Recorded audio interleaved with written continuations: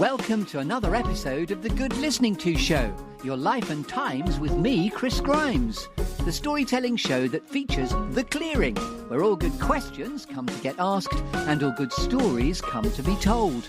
And where all my guests have two things in common. They're all creative individuals and all with an interesting story to tell. There are some lovely storytelling metaphors, a clearing, a tree, a juicy storytelling exercise called 5, 4, 3, 2, 1, some alchemy, some gold, a cheeky bit of Shakespeare, and a cake. So it's all to play for. So yes, welcome to The Good Listening To Show, your life and times with me, Chris Grimes. Are you sitting comfortably? Then we shall begin. And there we have it, another seamless introduction, and welcome to another very exciting episode of The Good Listening To Stories of Distinction and Genius. And who better qualified than a man who's had an extraordinarily distinct and an ingenious story, because as the world started to lock down circa 2020, this lovely man, Patrick Dexter, took to his cello outside his house in County Mayo along Ireland's wild Atlantic west coast, and has become a viral sensation, even moving Eamon Holmes eventually to tears. So I first discovered you on Twitter. At that time, rather wittily, what really hooked my sense of humour, you were talking about, while the world burns, I will continue to play my cello. I think it was you were doing an analogy of the Titanic going down as well. Now it says on your Twitter feed that you're going to be playing your cello along Ireland's West Atlantic wild coast. Anyway, very, very welcome, Patrick Dexter. Hello, Chris. It's absolutely lovely to be with you. Well, quite an introduction. Thank you for that. And I have to compliment, as a musician, your theme tune is spot on. I will take that compliment. Thank you very much. Also, you've got an Irish sort of Gaelic jumper behind you as well. It's all going on as opposed to the wild Atlantic coast. Ah, yes. Okay. Well, yeah, that's actually Icelandic pattern. My wife's mother, my mother-in-law, is a great knitter of Icelandic sweaters. So, yes. I love that. So we're going West Atlantic wild coast, we're going Iceland, and I was going into sort of Aran jumper land, which is another part of the Celtic universe. But anyway, so yes, just tell us the story behind the story, first of all, of circa 2020. We've all had to adapt and tilt during the pandemic, but what happened to you? I've obviously given you a great introduction for that, but what's your version of how did you do that then? Yeah, so it still feels like early days processing the period. In some ways, it feels like a lifetime away, 2020, but in some ways, it's still, I feel the dust hasn't settled on that early pandemic. I don't know if it has for our whole society, really. But for me personally, yeah, I'm still processing it. But what had happened was I had moved out to this rural part of Ireland a number of years before.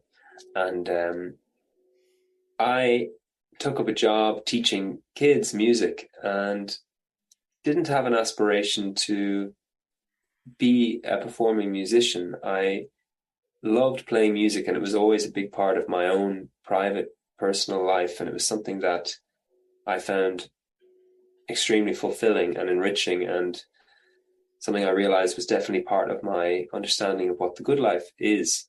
So playing at home was a big part of that, and I'm also a big lover of the outdoors. So especially here in the west of Ireland, the nature is outstandingly beautiful. It's wild and stormy now this time of year, but even in its even on a wet day, it's a beautiful place to be.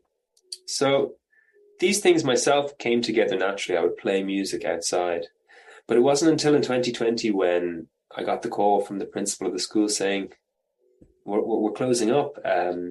We've cancelled all classes indefinitely." I filled my days with playing music as I normally would. So I would share these little videos of playing at home, and especially outside my home when the weather was nice. And friends and family were the first to get onto me, and they were so warm and receptive, and especially those that were confined in cities and finding the idea of being in the outdoors and and perhaps where we were in a rural area, really appealing, they would tell me that they'd really look forward to these videos. And I thought, wow, this is just quite a mundane part of my life. But others are, loved ones of mine are finding it exceptional. And a few friends in particular, there's one, he has a theatre background like yourself. And he really cornered me and said, I really look forward to these videos. I love them. You should really think about sharing them publicly online. The setting that I'm in on the west coast of Ireland has so much to offer visually. In this space, there's something that I can offer the world. And I got the confidence, I say, from a friend who encouraged me. So I shared it online. I didn't think a whole lot. I thought these things are slow to get going, but I was completely wrong there. It really picked up steam very quickly, especially on Twitter and then TikTok and then all the other social media things. And then the news agencies around the world, which were trying to capture what it felt like to be in this strange pandemic. Nobody quite knew how to articulate it, but early on, it seemed that what I was doing, playing my cello outside my cottage and these videos, were in some way expressing some feeling that was happening in that early pandemic. And so news agencies around the world wanted to show these performances, and that's when it really took on a whole new level and became my career like it is now. And I love the fact it went from a school phone call, school's closed, you're normally in front of a bunch of 7-year-olds in your day-to-day teaching, and then suddenly catapult post-pandemic, you've got about 120,000 followers on Twitter now, and you're starting to work with Oscar scoring other musicians as well, and you're about to go to Brazil. I mean, your world has exploded. And if I may just read a review that I saw of you, okay. Patrick's cello sings amongst the nature outside his old stone cottage. It's as good as all of this, by the way. The wild Atlantic breeze takes the warm sound up into the hills and out into the ocean. Patrick's diverse repertoire of Irish traditional, classical and modern pop music is all played with passion and virtuosic intensity. Incredible, tender, powerful, raw, passionate, sensual, just perfect. Boom! That's quite an accolade to get. And it is such a sort of nom scape. You know, in the films, they're just immediately hooky. It doesn't surprise me at all that you've trebucheted across the Atlantic to America, because there's the quintessence of Ireland. It looks idyllic and perfect because you've got your black dog with you as well. What breed is your dog? So yes, my dog. She's a huge part of my life, and so she did make her way into my music and my videos in particular. So she's a rescue dog, so we can't be sure what her breed is, but she's certainly got some Irish setter in her and spaniel. So we think she's a cross between the two. But she's a wonderful character and has been a great not just companion but a teacher to me, really, in my life. So it's also a bit of a sliding doors moment. 1 minute you get a phone call, next minute the world has changed completely. I mean, the world has tilted. It was called BC and AC before coronavirus, after coronavirus. In fact, even this very podcast that I'm interviewing you on today got going during the pandemic as well, for reasons that I've tilted into this as well. So it is extraordinary how the creative industry has tilted and adapted to fit the new world order. Anyway, I was really intrigued to speak to you because I think it's such a wonderful story. Your music is absolutely sublime. You also played Pachelbel's Canon in D, which happened to be my wedding music. So I've been really hooked by... Okay. So there was just a lovely connection. So it's my great pleasure to curate you through the journey of the Good Listening To show. We're going to talk about clearing a tree. Within the clearing, we've got to put your cello, obviously. And you've been kind enough to send me some music, which I'm going to very excitingly, I suppose, pepper through in the fabric of the storyscape that we're going to be doing together. And I'll obviously edit that in later where we best agree it might fit. So there'll be a clearing a tree, there'll be some alchemy, some gold, a couple of random squirrels, a cheeky bit of Shakespeare, and a cake, as is the usual storyscape. So first of all, Patrick Dexter, it won't surprise me if you say it's outdoors, outside your cottage, but what is a clearing like for you? Where does Patrick Dexter, now globally renowned cellist, go to get clutter-free, inspirational, and able to think? So you are not far off. You're pretty right with your guess. It's certainly outdoors. to free my mind and to be able to think clearly. It's always been for me somewhere not just outdoors, but somewhere that is exposed to the elements, in particular the wind and even the rain. It gets a bad rap, but for my mind, I've always felt a cleansing and a deep uplift, but in a reflective way, not just happiness, joy, but engaging with all the different emotions, good and bad, that can come to me when I'm in somewhere. I think in particular a hillside. So especially around where I live, a hillside that the Atlantic is everything to the west of where we are. So you're never far away from the wind, the rain, the elements, and the wideness of the expanse. So I think on a hillside in County Mayo in the west of Ireland, that's where my spot would be. Lovely. And no such thing as bad weather, just wrong equipment, all of that. So there you are on the hillside. So it's a general cliff vista we're on, isn't it? Or is there a very specific hill that you go to? It's the vista is not cliffside, although the whole west of Ireland's coast is made up of the cliffs rise and fall, but you always have these large built by the glaciers that were once there, valleys and hills, and they have a very particular shape, but they stretch all the way up the hundreds of miles of the Irish coastline. And I feel there's a similarity all the way along. If I was on any one of those hills or any one of those cliff sides, I would be able to. That would be a place for me. But I guess in particular the one that is immediately that my cottage sits upon, that's just behind my house, that would be probably the one that I would pick of any. In County Mayo. Beautiful. And I have been on the Ring of Kerry quite a bit, and I've been to Valentia before, which reminds me of all of that type of landscape. And even your cottage reminds me of exactly that. So I'm there. Thank you for having me there. And if I may now, I'm going to arrive with a tree in your clearing, a bit Waiting for Godot-esque, existentially because of my acting background. I'm going to shake your tree now to see which storytelling apples fall out. So this is where you've had 5 minutes to have thought about 4 things that have shaped you, 3 things that inspire you, 2 things that never fail to grab your attention, and borrow from the film Up. That's a bit, squirrels, what never fails to grab your attention. And then a quirky or unusual fact about you, Patrick, we couldn't know until you tell us. So over to you to interpret the canopy, shake your foliage as you see fit. Okay, well, there's a lot of fruit there. I'll see if I can. I'll try my best. You did warn me about these questions in advance, so I have a few ideas. Quite a lot of fruit there. That's a lovely response. Thank you. Round about once a decade, something pretty seismic will have happened to us, which is why this is existential. So you can go back as far or as close as you like. It's not all about your current world of the cello and your world tour coming up. This is more about the story behind the story of Patrick and where he's come from.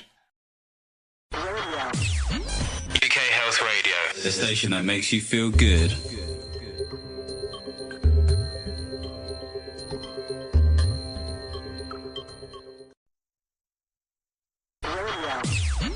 UK Health Radio, the station that makes you feel good.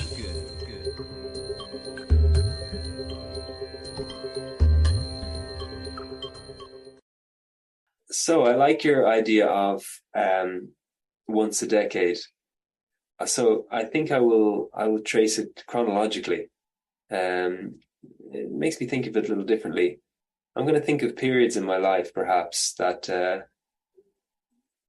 for better or for worse, well, the older I get, the more I understand that a lot of these things are not necessarily for better or for worse. They shaped you for who you are, and you can stand by them. But we'll start with in my teenage years. Let's go earlier, right? So we're going to do 10 years. So I said when I was 7 years old, I entered the almost 8. I entered the choir school, which was to become a choir boy in Dublin in St. Patrick's Cathedral. And my dad was the organist and choir master there. And going from a normal school into a school where music was a huge part of every day of your life. So you had, before school, you had rehearsals, then you sang in the cathedral twice a day, every day, rehearsals again in the evening. Your whole day, your whole week was shaped around music. And even though you were a little kid, you were singing with professional adults and singing this ancient repertoire of classical and sacred music. Some of the greatest music maybe that's ever been written, and you were a little kid in the middle of it. And the attitude of my dad, who was the director, was always, there wasn't a lot of teaching involved. It was always, you are just placed there in the choir and you're encouraged to have your ears open. And with all these professional adult singers around with you, you will just pick it up. And when it comes to the big performance, you'll sink or swim. No. Makes me think of the words ambience and osmosis, a sort of way of osmosing education by the ambience of who you're standing. And on the shoulders of giants, you're in a choir of awesomeness. Yeah, so it's quite an intense way to spend your years between the age. I was there between 8 and 12 years old, and certainly an unusual way. But it's certainly so much better, if I may say, than just having to sing "The Wheels on the Bus Go Round and Round." There's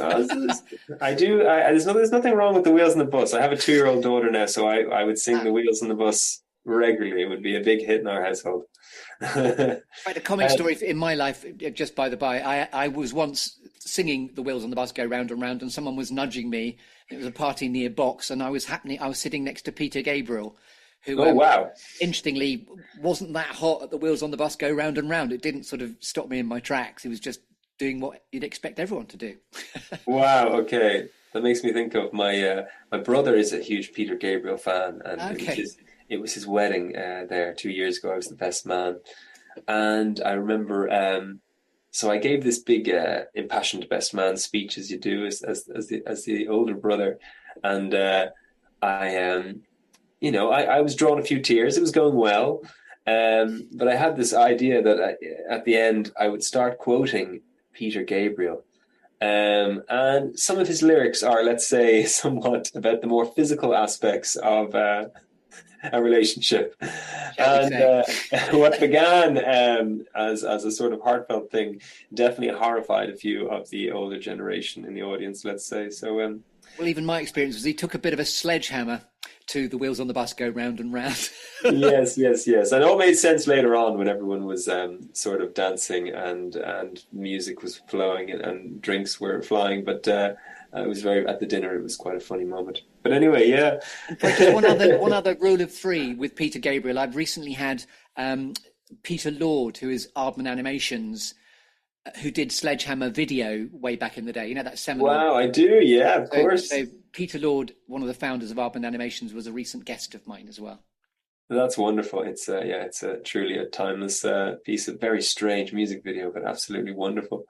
And Peter Gabriel is very inspiring as a musician because he was happy to. Well, I mean, I don't want to compare myself. That's a terrible thing to do because he really is a giant. But taking so much on yourself to think, well, how do I want to shape things and what direction do I want to go? Sort of breaking free of the confines of maybe the band situation. I mean, as a cellist, generally you are playing in a supporting role. You are adding music to rather than shaping the music, especially when it comes to singer-songwriter folk music, which I would have played on a lot before.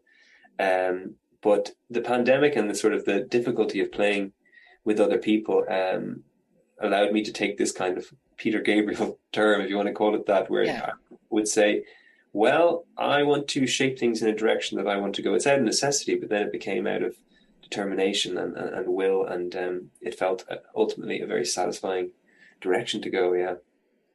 It is a wonderful attestation to the window of an opportunity opening to you in order to take a new direction. I mean, that's what's so ingenious about the story, I think. And it's lovely that your cello is centre ground.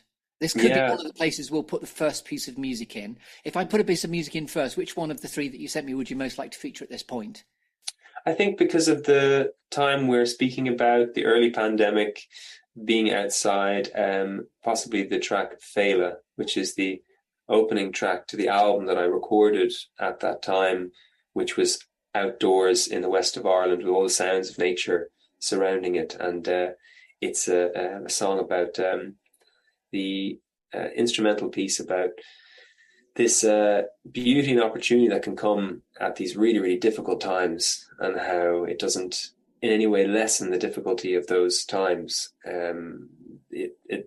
These good times live kind of side by side, paradoxically, with struggles like we were all experiencing in that first lockdown. And the title of the track once again? It's called Fela. Fela. It's an Irish Gaelic word. It means joy, celebration, or festival.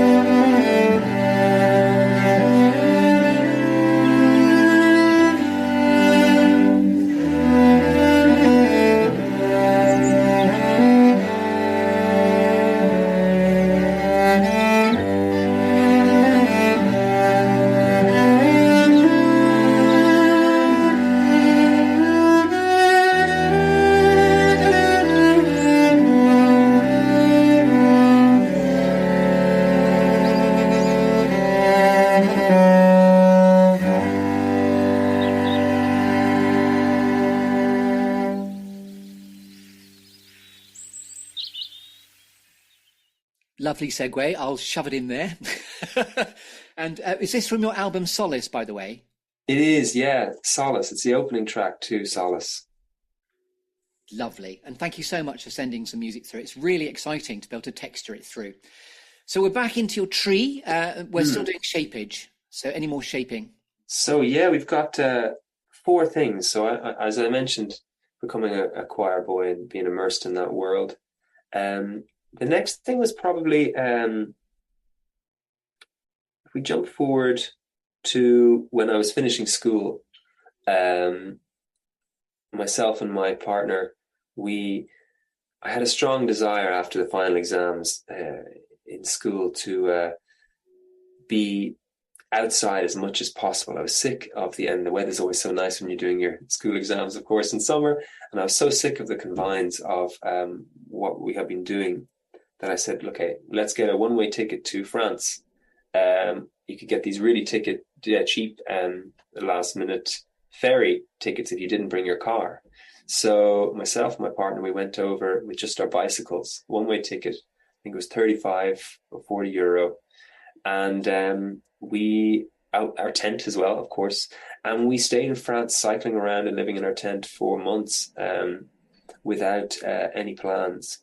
And it was, in some ways, a strange thing to do looking back. And certainly when my friends were all, at that time, most of them were going to move to cities to try and get work and things like that. It seemed out of the ordinary, but it taught me things that have stayed with me my whole life, made me realize that there's very little that I need to, and maybe in some ways I need to have very little to be truly happy. And the minimalism of just having everything that you need, your food, equipment, your camping equipment, your transport with you at all times, really appealed to something very, very deep in me. It's not for everyone, but I, for my own personal journey, that was a moment of, wow, there is a way of living that connects to something very deep inside me, that perhaps I'm yet to fully understand, but this is touching upon that. And I want to, in some way, make that part of my life, and I want to acknowledge it and not just reject it, as might have had to be the case if I took certain paths in life. So that was certainly a thing that shaped me, an experience that shaped me and does to this day. Very relatable, by the way. I have a mantra in my head, which is my bike is my freedom. So I really relate to that. Oh, great. Okay. Yeah. I agree with that. It was a deep sense of freedom, that thing of you've left your exams, you've left the indoor world of studying and everything like that. And suddenly you pedal and you are free, and you can carry everything you have. You don't feel laden down. You feel so free. So yeah, so that was it. And then to fast forward another few years, a big impact on my life that shaped my understanding of not just what it is to live a good life, but like what it is to be human and what it is to live on this planet at this time. And that was to get to know my first ever dog. So we spoke about my dog Nisha briefly there earlier, and there's no, I can't say it enough how much of an impact this. I didn't have a pet growing up. I grew up with a family of 7 children in our family, so it was a busy household. The parents said, no pets, no way, no more. And so now when we all grew up, they did get a dog, so that's the funny thing. But my partner had a dog, and she told me about how wonderful it is, and I didn't really understand it until we adopted this rescue dog, Nisha. And I always find it hard to articulate, but it may be something you either get or you don't. The experience of developing an intimate personal relationship with a non-human being, where it's not about language, it's not about the ways that we normally engage with everything in our world. It is something other, and you have a deep, personal, loving, trusting relationship with this being, but you've never said a word to each other that you can understand. I mean, you understand each other through feeling. And I think what it does, or I've understood more recently, there's a whole part of our nervous system, perhaps, or our physiology, that is non-linguistic, really, but we live a lot of the time, and we're talking now, and I'm a big talker, so I fall into this a lot.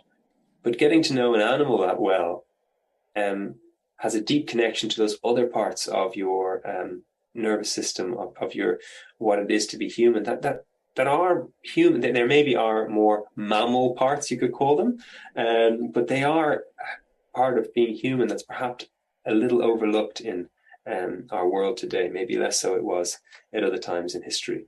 So that was a huge, made a huge shaping on my life, that experience of getting to know my dog, Nisha. She's downstairs now. She's still doing very, very well, and she's been with us many years now. There's a real draw towards being truly present and to stillness when you're in the company of an animal. So again, that's very, very relatable. We think we'll get a dog someday because of everything you're describing. Well, it's a huge responsibility, but not as much as my next thing I'm going to say that shaped me. That is, in the early pandemic, part of the story I missed out there, but was even bigger, definitely bigger than the schools being cancelled or my love of being outside, was that my wife had become pregnant with our first child. And this experience of, now it was specific because it was during a pandemic, and there was a lot of worry and uncertainty about what that experience was going to be like. Was I going to be able to be there in the hospital or not? There was some doubt about that at first. In the end, it worked out really wonderfully. But my wife being pregnant and that waiting and anticipation, music really was this comfort, and formed this. I used to play. Me and my wife would play together outside. She would prop up her viola on her pregnant belly, and our daughter, seeped in all this music throughout that time, and it was coming to terms with this change that was going to happen in life. Made a huge change in me, or just shaped my outlook on myself, but also the world as well. I mean, like many of these things I've said that shaped me, it was a very full impact that it made on every different area of myself. My music. How does your daughter respond now to viola or cello in her company?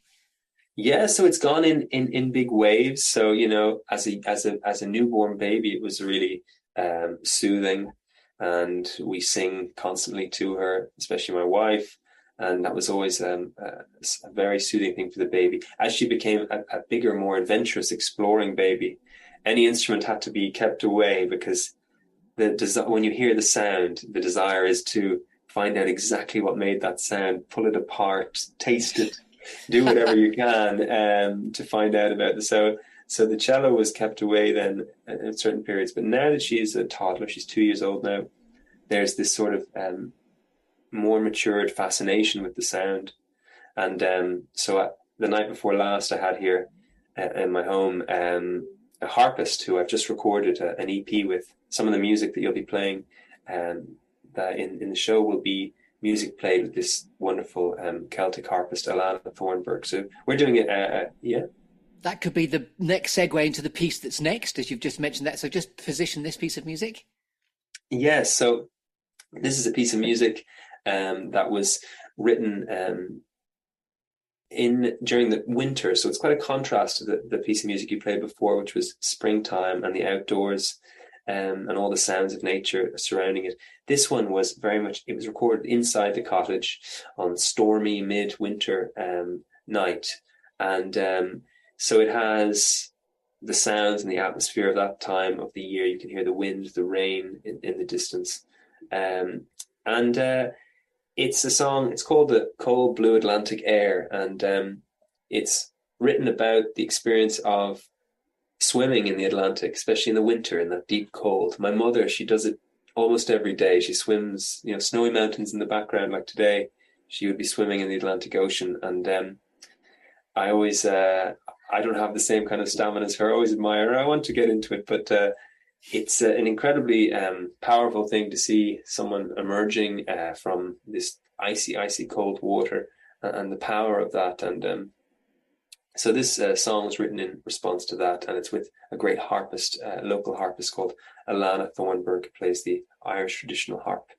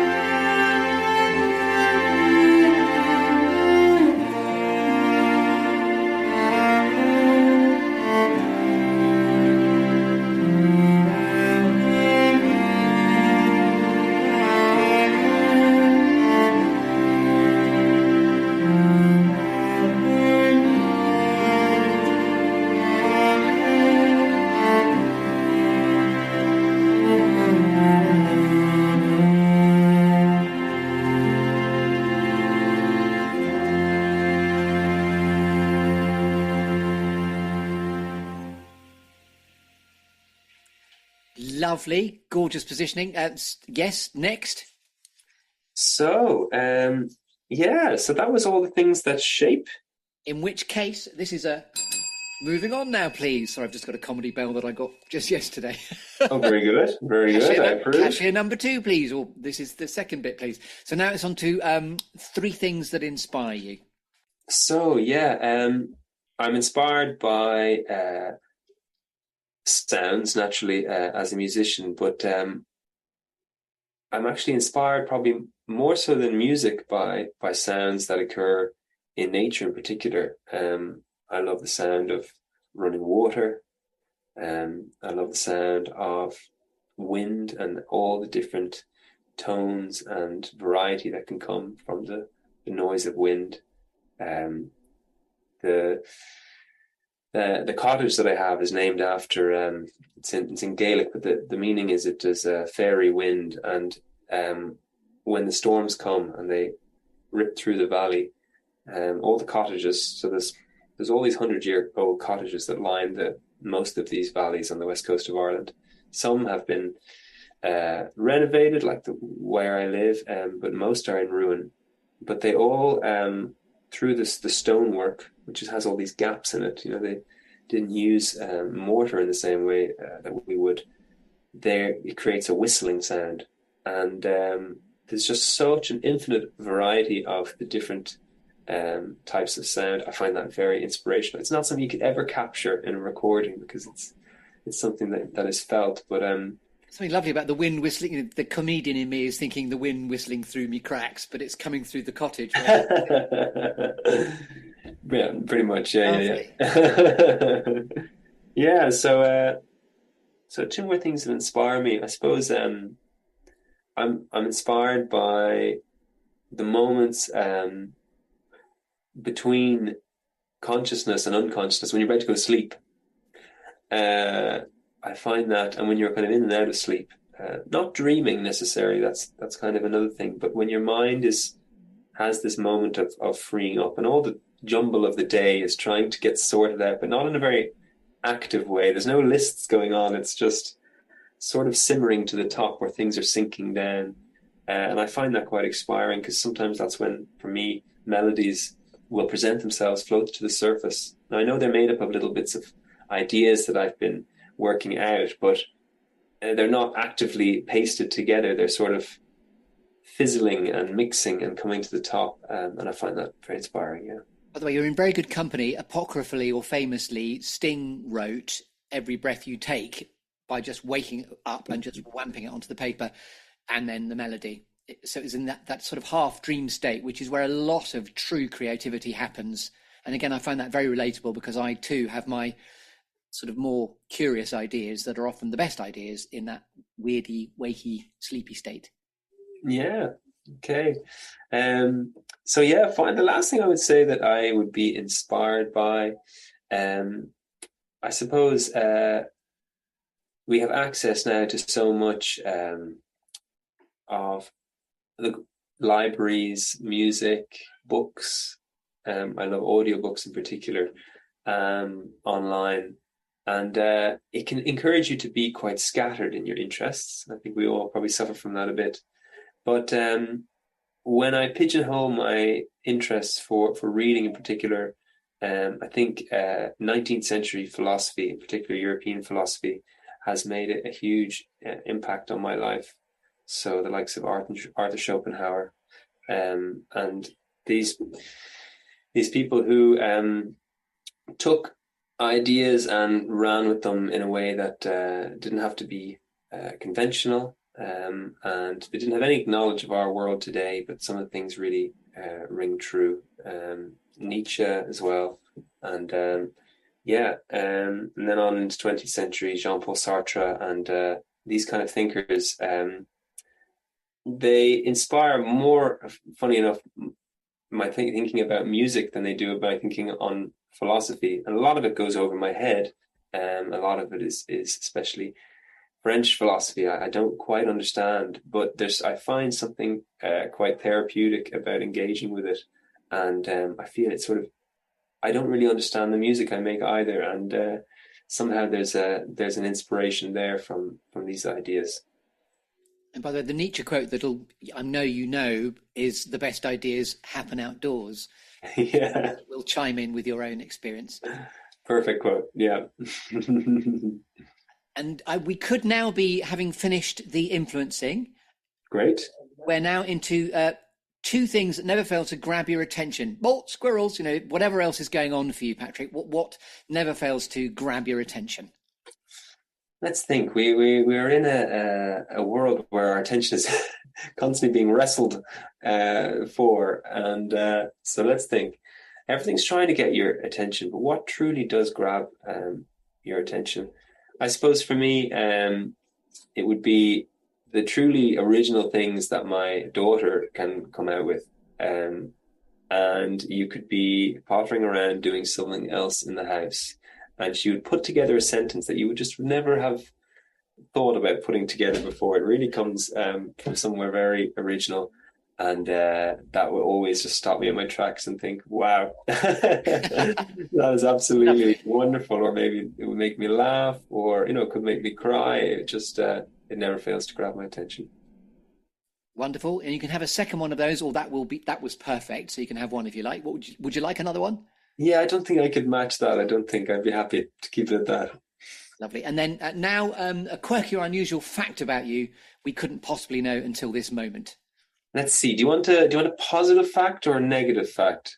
It's up to you. It's your cool, curious, quirky fact. Let's see. Something that no one would ever know about me. Well, I have an embarrassing fact about me that I keep very close to my chest because I'm worried of the ridicule, or perhaps I would be persecuted for it. I'll say it quietly. I've never ever liked chocolate. I have no. Oh, I keep trying it. I try it every few weeks or every few months, especially when Christmas comes and you have it. And it never does it for me. I know. And if you don't like chocolate, do you like cake, which is coming up later? I will have cake. I will have cake. And so we're talking all types of chocolate. You've gone dark, you've gone white, you've gone dairy. The darker stuff is definitely better. But no, in general, I don't get the fascination with it, which is very funny because you can hear people singing songs about chocolate, writing poetry. I mean, it really is. One thing I love reading at the moment is books about polar exploration, right? So these people like Ernest Shackleton and Nansen and these people who were the first to the poles and everything. And they would have this little ration of chocolate that they'd have each day. And they would all write in their diaries, oh my goodness, the chocolate, it just, if only I could have one more bite, it really, and I don't, I'm strange in that way. There's my fun fact. Thanks for caring to share. So we've now shaken your tree, and now we're staying in the clearing, moving away from the tree, and you've been giving me this by the bucket load in any case, but now we're talking about alchemy and gold. When you're at purpose and in flow, what are you absolutely happiest doing? UK Health Radio, the station that makes you feel good.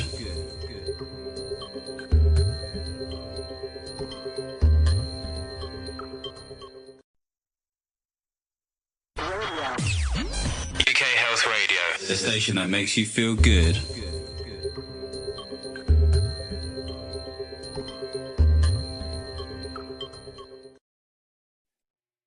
I would say it's certainly playing my cello, but it's in a very specific situation. It can happen when I'm performing. Recently, it's been on stage, but the thing that really enlightened it was this experience during the pandemic of playing alone outside my house. And because you would be caught in between something in a certain moment playing, and your mind would be both incredibly empty and incredibly focused at the same time. And you would feel yourself wandering in and out of that state, and you could be very aware that it's quite strange, but deeply fulfilling. It's like, goes back to, I talk a lot about my dog, but that something like that connection that you feel, that sort of non-language, maybe conscious human part, or overly human. It's something deeper. Yeah, that would be that. And if I may, it's the call of the wild, of solitude and stillness that the world is so missing in the hecticness. And I think the isolation and the solitude of what you started to do outside with your cello, the irony there deliciously is that that is now what is going viral and so public for you. So I know that you've struggled to bring the essence of that into the arena in Dublin when you did your first live performance. How did you solve that quandary? Yeah, it's certainly something that I wanted to think through before performing. And initially, when I started doing this tour last year after the album, I only took the performances to very select places. I started on the islands off the west coast of Ireland. I worked my way through various historic and beautiful locations that had deep meaning with them. And so the performances had that same enhancement with the setting. There was a different setting than the cliffs of the west of Ireland, but that felt very important. And I guess through experiencing how the setting feeds into the music, I gradually was able to adapt that for various different settings. So my recent show that I did just last week in Dublin was in this beautiful restored church. And it was a big church, so it was a big venue with a lot of people. But I feel with the experiences of playing these little venues that had these really magic atmospheres to them, I was able to make the show, or at least this was the plan, and to make the show with that same sense of atmosphere, acknowledging that we're not in the place that I'm known for playing off the West Coast, but that we are in somewhere that is perhaps equally as beautiful and can be very special, especially for this moment that we're all together for. So whatever happens, the environment has to be a cathedral for the soul as well, somehow. Yeah, and I feel that can be the atmosphere is the people that are there. So that feeling of the specialness of the place, I'm starting to think can really be anywhere if it's felt as part of what the performance is. Lovely. This could be the moment for the third piece of music. What would you like to position as the third piece? So as part of this tour, Solace, for my album, I went over to Canada and was playing in Vancouver. And that was a wonderful experience there and a great reception. But I wrote this piece while I was there that I'd love for you to play now. It's called The Two Sisters. And there's mountains in anyone who's been to Vancouver. They were snowy when the time I was there. These two peaks that sort of look down at you, and one of the names for them is The Two Sisters. And when I'd wake up in the morning, my daughter, who struggled a little with the jet lag, waking up in the middle of the night, 4 a.m., saying, "It's time to get up." But one thing she would ask is, "Let's go see The Two Sisters." And what she wanted was me to bring her out to the balcony where we were staying, and we'd look up at the snowy mountains. And so I wrote this song there, and it was wonderful playing in Vancouver. Such a different setting to where I had been in the west coast of Ireland. But it's a song about the joy of moments like that, and feeling connection to people all around the world. The Two Sisters.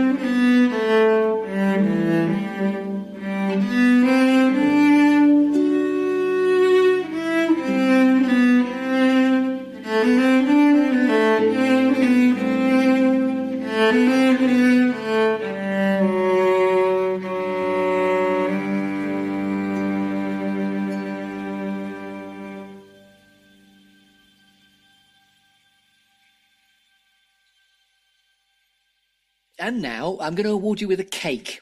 You don't like chocolate, we've established that. Yeah, no chocolate, and please. rather than just splashing a cake in your face, this is where you get to put a cherry on the cake, and it's the final sort of multi-layered storytelling metaphor. So this is stuff like, what's a favourite inspirational quote that's given you succor and pulled you towards your future? What's the best piece of advice you've ever been given? And what notes, help or advice might you offer to a younger version of Patrick Dexter, of yourself? And then finally, we're cranking up to Shakespeare and all the world's a stage and all the men and women merely players. And we'll talk about legacy and how you would most like to be remembered. But we'll get there slowly. So first of all, what's your favourite inspirational quote? So I really like the Nietzsche one you gave me earlier, that the best ideas happen outside. I suppose that there's a classic one from Beethoven about how music can change the world, and he really believed that, and I was always so skeptical of that. I thought, no, politics changes the world, or economics changes the world, and music doesn't have that privilege. But this that idea was greatly questioned for me over the last few years, and through a lot of different experiences where I saw the impact and the power of music and its role, especially in helping people feel connected at difficult times, made me think that, perhaps music has a part to play in changing the world. And also many congratulations, because music has changed your world in your recent catapult to new success, which is just wonderful, in the same way that I'm ploughing a currency of stories can change the world as well, which is why this is really a pleasure to be connected to someone where I'm using story and you're talking about music. Hurrah. Yeah. And on. So what notes, help or advice might you proffer to a younger version of yourself? So I certainly, there was advice that I was given that I don't think I would have listened to myself. This is the problem. If you went back and, who's this old man telling me what's what? I know, because you have so much self-confidence when you're younger. But I remember somebody early on said to me, look, try things, because if you fail, who cares? But you will have learned something. Whereas if you don't try at all, you haven't learned a thing. So when you're younger and you're so sure, I don't want to put a step wrong, especially about music, about sharing your art, your creation. It feels a very vulnerable thing to do, and it's easiest to wait until you feel that something is ready. But I wish I could go to my younger self and say, you have incredible ideas, and some of them will fail, and maybe you won't be okay with that, but you're missing out on people could be really touched by those ideas that would work. And if you fail at those ideas, it's not a big deal. You have so much to learn. So that would be my advice. And I want to bank the Shakespeare till after this bit. So unless you have anything else to say, was there anything else in the mindscape of those quotes that I was asking for that you wanted to say that I didn't give you time to? I don't think so. Is there something I'm missing? No, not at all. And so where can we find out more about the wonderful world of Patrick Dexter and his cello on the internet, please? Yes, so you can find me anywhere online if you watch videos on YouTube, or if you're on social media, or if not, I have a mailing list, which is with social media taking some strange turns. Maybe it won't be with us for too much longer, who knows, but more and more people are enjoying my videos through my mailing list. So that is, I send out once a month a beautiful performance of me playing. It's completely free. It's just something that I love to do, and it's something that you can get to your inbox. So you can find that on my website, patrickdexter.com. And if you really are interested in music and you want to be able to download it, and you want to be able to interact with all the people there, I have a Patreon page. That's patreon.com/Patrick Dexter. And there you can have access to all my back catalogue of music and all my videos. And also we can chat and get to know all the other people who are there in the community. Lovely. And this is the penultimate bit. I've got a new thing called Pass the Baton, Please. Woohoo! where the invitation is to ask you, if you wouldn't mind, and you don't have to give me the answer to this now, but to pass the baton on. And this is, by the way, something I got yesterday. It's a gold baton. It's passing the thread of gold, passing the baton. Who in your network do you think would most enjoy, benefit, or like being given a good listening to in this context, Patrick? Now, you have to give me some background. What do you mean by... Well, I'm growing the listenership by passing the baton, passing on the thread of gold of the storytelling scape. So it's anyone that you can think of. You don't have to answer this second, but the invitation will be for you to think about who you'd like to pass the baton of having been given a good listening to yourself on to. Okay, interesting. I'll have a think about that. Sure thing. And finally, then, we're going to end on Shakespeare and legacy and borrow from all the world's a stage and all the men and women merely players. When all is said and done, Patrick Dexter, global phenomenon, beat, beat, beat, beat, of a cello, how would you most like to be remembered?